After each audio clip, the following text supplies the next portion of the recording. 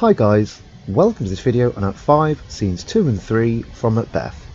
And at this part of the play, we're seeing the beginning of the war against Macbeth by Malcolm and Macbeth.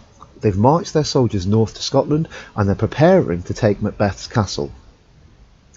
Now, within this part of the play, we must consider the structural symmetry created by Shakespeare. At the beginning of the play, we see a king fighting off traitors, and at the end of the play, we see Malcolm, the potential king, fighting off the treasonous forces of Macbeth. So by putting this battle at the end of the play, Shakespeare creates that full cycle of violence that will end with the murder of Macbeth and the restoration of the great chain of being and the divine right of kings with the crowning of Malcolm. Okay, but before we look at the annotation, let's have a listen to the scene. The English power is near, led on by Malcolm. Near Burnham Wood shall we well meet them. What does the tyrant? Great Dunsinane he strongly fortifies. Some say he's mad. Others, that lesser hate him, do call it valiant fury. But for certain he cannot buckle his distempered cause within the belt of rule. Now does he find his secret murders sticking on his hands. Now, minutely revolts upbraid his faith breach.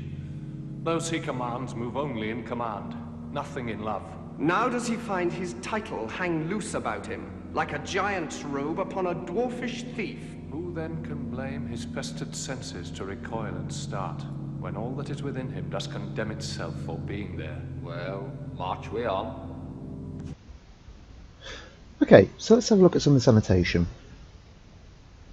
So within this scene, we see various lords giving their opinions of Macbeth and giving their opinions of Macduff. And we start with Menteith giving his opinion of Macduff. He says that the English forces are led by Malcolm and the good Macduff, showing his opinion that Macduff is good. Think about how this echoes brave Macbeth from the beginning of Act 1, Scene 2. You know, we could see in this way Macduff represents Macbeth fighting for Duncan, because Macduff is fighting for the rightful King Malcolm. Lennox then talking about some of the soldiers, indicating Siward's son, who represents young men going to fight, and he says that Siward's son are many unrough youths that even now protest their first manhood, linking once more violence and masculinity, because this is young men who want to prove that they are men by fighting. And we then have a reference to Macbeth as a tyrant, once more showing how opinion of him has changed. We then have Caithness providing us with some opinions of Macbeth, showing that he's mad potentially, that he's full of valiant fury, this kind of violent rage, that there is a distempered cause within the belt of rule, this idea that there is some sort of mental illness within Macbeth. Angus backs this up with some really interesting imagery around Macbeth at this point in the play. He says, now does he feel his secret murders sticking on his hands, this idea once more of there being blood on his hands, linking with the idea of Macbeth's guilt. He says, now minutely revolts upbraid his faith breached. Again, this treason against the king, this treason against God, faith breached. Now this is a really interesting use of clothes once more. Then Angus uses some really interesting imagery around clothing. Remember that clothes is a motif within this play. He says, now does he feel his title hang loose about him, like a giant's robe upon a dwarfish thief. Now remember, clothes represent power and status. So when he says he feels his title hang loose about him, he's saying that he's too small and weak for the title of king. He describes it like a giant's robe upon a dwarfish thief, linking with the idea that the role of king is a role for a giant of a man, whereas Macbeth is only a dwarf, he's a small man. The use of the word thief implies that he wrongly took it. He stole it away from Duncan, he stole it away from Malcolm. We then see some imagery from the end of Act 4 used by Caithness to describe Malcolm and his right towards the throne. He says, meet we the medicine of the sickly weal. This idea that Malcolm will be the cure for the sickness of Scotland. That Malcolm will restore order within nature because there'll be the correct person on the throne, and all of this backing up the idea of the divine right of kings. Now just to note, is this potentially true? Bear in mind everything that Malcolm said that he feels he would be as a king. Is Malcolm the one that is the medicine to cure the illness of Scotland, or will Malcolm, after the events of the play, lead on to more illness within the country of Scotland? So then finally within this scene, we see Lennox utilising some of the similar language of Duncan, in this idea around flowers and planting and nature. He says, or so much as it needs to dew the sovereign flower and drown the weeds. So Malcolm would be this sovereign flower, and to dew it means provide it with moisture and what it is needed for life. Whereas at the same time, he wishes to drown the weeds, who would be considered as Macbeth. So let's move on to scene 3. Bring me no more reports, let them fly all till Burnham Wood remove to Dunsinane. I cannot taint with fear. Is the boy, Malcolm, was he not born of woman? The spirits that know all mortal consequences have pronounced me thus, fear not Macbeth. No man that's born of woman shall e'er have power upon thee. Then fly, false thanes, and mingle with the English epicures. The devil damn thee black, thou cream-faced loon. Where got'st thou that goose look? There is 10,000. Geese, Philip? Soldiers, sir. Prick thy face and overred thy fear. And lily-livered boy. What soldiers? Patch. What soldiers, wave face? The English force, so please you. Take your face, hence. Satan! I'm sick at heart when I behold. Satan, I say!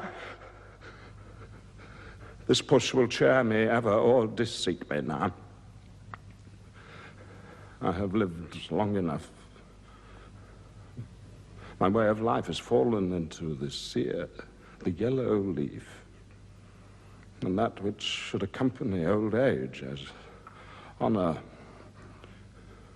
love, obedience, troops of friends.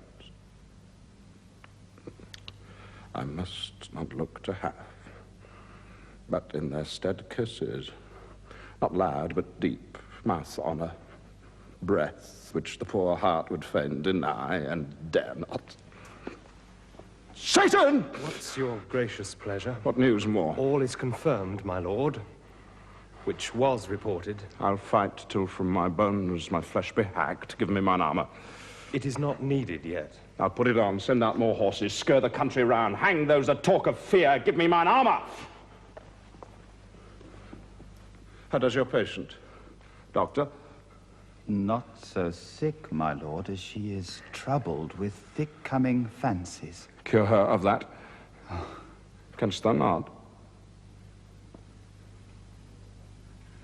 Minister to a mind diseased.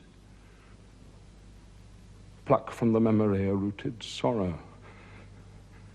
Raise out the written troubles of the brain, and with some sweet, oblivious antidote cleanse the stuffed bosom of that perilous stuff that weighs upon the heart. Therein the patient must minister to himself.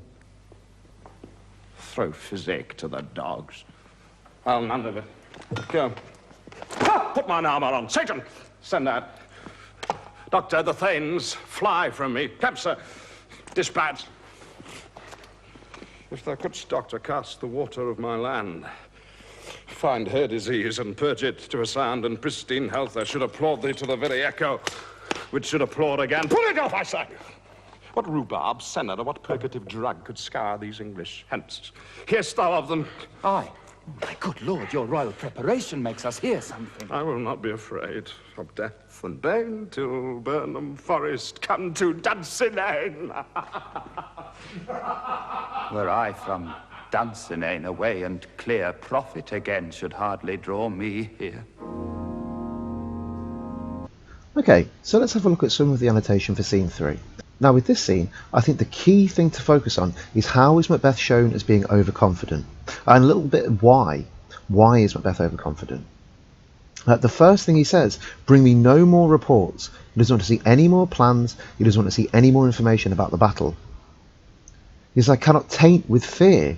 The idea that he cannot be made to feel afraid. This again is showing his overconfidence. He says, the spirits that know all mortal consequences have pronounced me thus. This is showing that he's on the side of evil and that he's very much in the trust of the witches. He says, fear not, Macbeth. No man that's born of woman shall e'er have power upon thee. He's repeating the witches' prophecies, showing that he has total trust in the witches.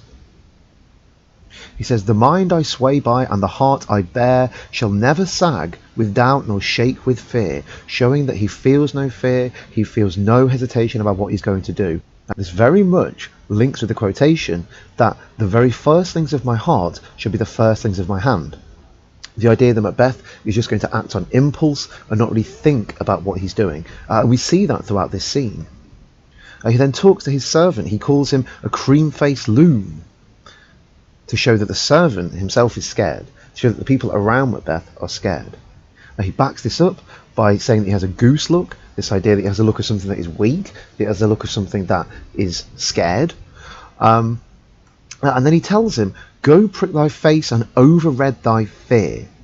And this idea that prick thy face could be to put your war paint on, to put on some pretend anger, or to do something to get the blood flowing to prepare for fighting. And I just like to think about the use of colour within this scene. Contrast that idea of red and white. Red, very much a colour that is linked with violence, but at the same time, white, very much a colour that is linked with surrender. He then backs up the image of whiteness with linen cheeks and whey face, once more showing, white is a symbol of fear or surrender. Macbeth then shows that he really understands the consequences of this battle. He says that this push will cheer me ever or deceit me now. This idea that he will either have total power by defeating this army or he will lose everything. Now, interestingly, think about how this contrasts Macbeth's overconfidence. Macbeth believes that he's totally safe because of the witches' prophecies, yet he also recognises this battle could result in his death or him becoming king, forever. Now, does that show that subconsciously Macbeth's character understands that the witches' prophecies aren't going to be 100% helpful? He's been a soldier for a long time, and he recognises that a war, has to be won or lost. So there is some ambiguity around Macbeth's trust of those prophecies.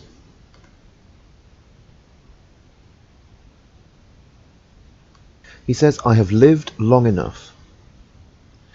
This shows him resigned to death. This shows him understanding that this battle could lead to his death. And once more, think about the fact that he feels invincible, but still says this. It's once more that ambiguity and hypocrisy around his trust of the witches. He then laments old age and thinks about what kind of life that he's going to live after this. He says, honour, love, obedience, troops of friends, I must not look to have. The idea that there should be nothing good for Macbeth, but in their stead have curses, not loud but deep. The idea that the people of Scotland will curse him, not openly, but they will feel it deep within themselves. The idea that he will have mouth honour, this idea of flattery and lip service, that the people around him will not talk nicely of him because they love him, they'll talk nicely of him to progress their own lives. Breathe, which the poor heart would fain deny and dare not.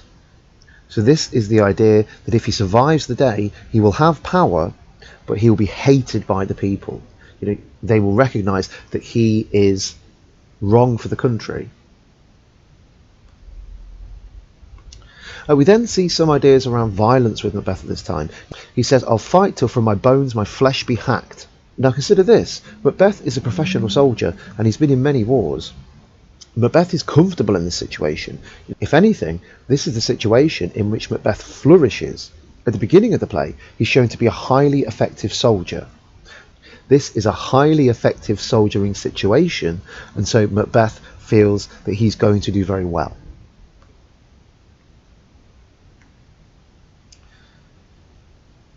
He then instructs Satan to send out more horses, scare the country round, hang those that talk of fear, punishing anyone that would talk the country down or anyone that would present the situation in its reality. A doctor has arrived, and then Macbeth asks him about Lady Macbeth. The doctor says that Lady Macbeth is not so sick, my lord, as she is troubled with thick coming fancies that keep her from her rest. He's talking very much here about Lady Macbeth being unable to sleep. Macbeth then asks the doctor if he can fix her, and these questions are very much linked with those quick fixes. He says, pluck from the memory a rooted sorrow, raise out the written troubles of her brain. We have to think a little bit about, does he care about Lady Macbeth's mental health issues? Does he care that Lady Macbeth is troubled? Or, does he care but his mind is on the war? He is very much distracted by what is going on around him. And once more, we're dealing with a change here. We're dealing with the change in Macbeth and Lady Macbeth's relationship. At the beginning of the play, they're incredibly close. It seems like they would do anything for each other. However, here at the end of the play, Macbeth is talking about his wife's mental health challenges with relative indifference. He clearly isn't that concerned. He's much more concerned with the war and the battle that is ahead of him.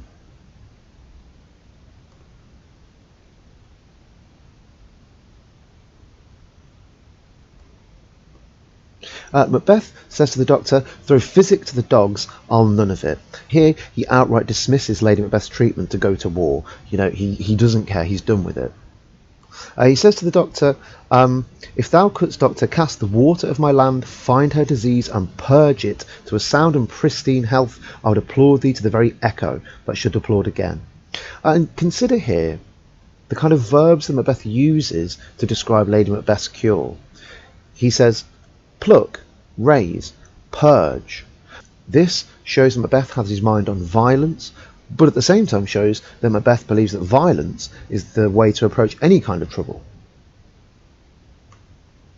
Macbeth then repeats another of the witch's prophecies, saying, I will not be afraid of death and bane till Burnham Forest come to Dunsinane.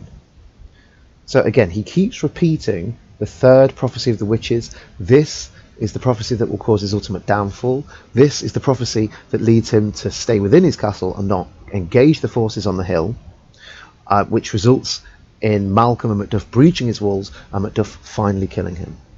But interestingly note, Macbeth has this heroic couplet to show that the scene is ended. That is Macbeth's situation. However, after Macbeth has left, there is a final heroic couplet from the doctor. He says, were I from Dunsinane away and clear, profit again should hardly draw me here. Now the doctor having the final couplet shows some sort of power on his part, but I think it shows the attitude of people around Macbeth at this point. This shows that Macbeth has no support around him. Because in this way, the doctor is saying that if he were to profit from the situation, he would not return to Macbeth's castle. He wishes that he were away. Okay, so that's Act 5, Scenes 2 and 3. I hope you found that useful, and I'll speak to you again soon. Bye bye.